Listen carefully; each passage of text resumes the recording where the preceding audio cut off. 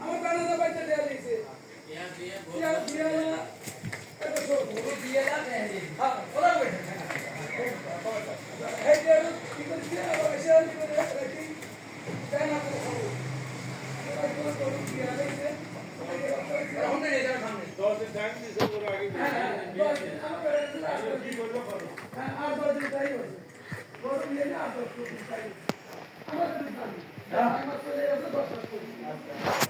এই হিসেবে মানে তিন বেড়েছে আর বিজেপি